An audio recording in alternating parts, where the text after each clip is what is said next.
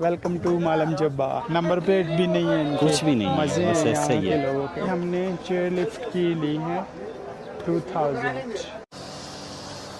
ये दोनों जा रहे हैं, मैं अकेला जा रहा हूँ। ये बर्फ में भी चलती रहती है ये वाली। वेप इंजॉय कर रहे हैं ये।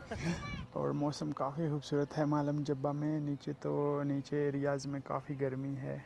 बार बार आने को यहाँ पे दिल करता है क्योंकि सफाई भी है, डिसेंट लोग हैं। ओह ऊपर भी है वो देखो। हाँ, ट्रैक है वो। आईफोन निश्ते इन लोगों बच्चे हैं ना, ये भी मुसीबत है। ये मज़े हैं। ऊपर डेंजरस होता जा रहा है। हसीता खानदई। हम पहुंच चुके हैं ऑलमोस्ट। लैंडिंग करने के लिए तैयार हैं।